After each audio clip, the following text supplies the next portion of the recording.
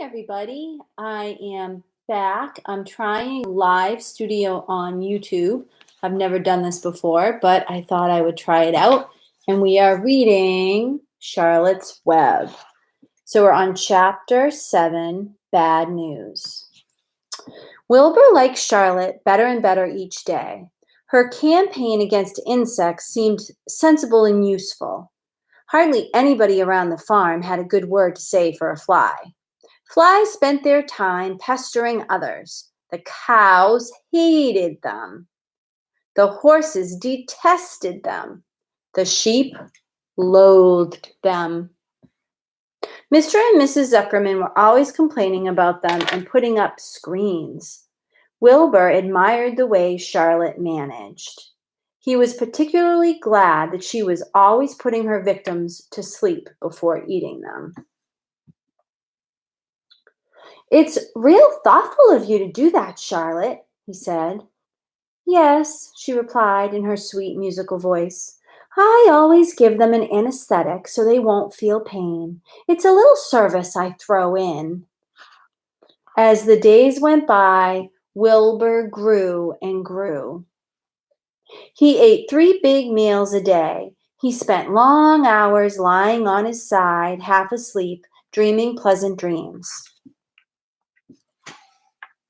The glare is bothering me. Sorry, guys.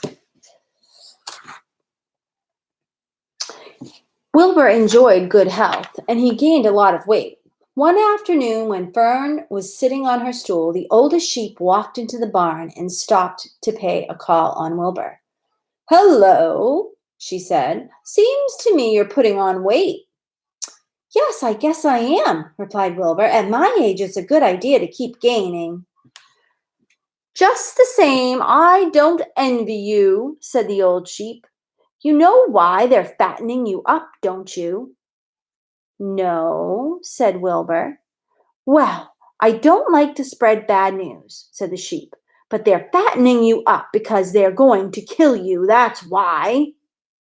"They're going to what?" screamed Wilbur. Fern grew rigid on her stool. "Kill you, turn you into smoked bacon and ham," continued the old sheep. "Almost all young pigs get murdered by the farmer as soon as the real cold weather sets in. There's a regular conspiracy around here to kill you at Christmas time. Everybody is in the plot. Lurvy, Zuckerman, even John Arable." "Mr. Arable?" sobbed Wilbur. "Fern's father?" "Certainly. When a pig is to be butchered, everybody helps. I'm an old sheep, and I see the same thing, same old business, year after year. Arable arrives with his weapon." "Stop!" screamed Wilbur. "I don't want to die. Save me, somebody, save me." Fern was just about to jump up when a voice was heard. "Be quiet, Wilbur," said Charlotte, who had been listening to this awful conversation. "I can't be quiet," screamed Wilbur, racing up and down. "I don't want to be killed. I don't want to die." "Is it true what the old sheep says, Charlotte? Is it true that they're going to kill me when the cold weather comes?" "Well," said the spider, plucking thoughtfully at her web, "the old sheep has been around this barn a long time. She has seen many a spring pig come and go. If she says that they plan to kill you, I'm sure it's true. It's also the dirtiest trick I have ever heard of. What people don't think of." Wilbur burst into tears. "I don't want to die," he moaned. "I want to stay alive right here in my comfortable manure pile with all my friends. I want to breathe the beautiful air and lie in the beautiful sun."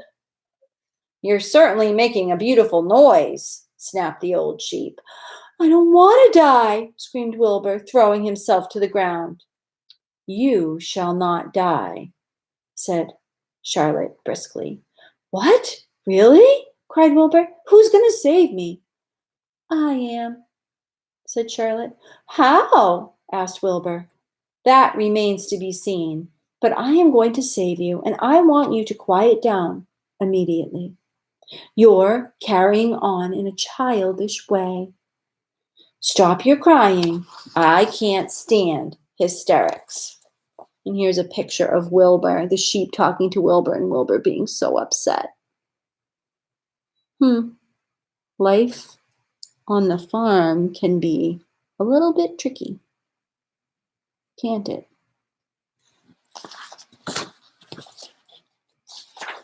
That is the end of the chapter. Tomorrow we will read the next chapter called A Talk at Home. I hope everyone has a nice night. I'll see you at morning meeting tomorrow. Bye.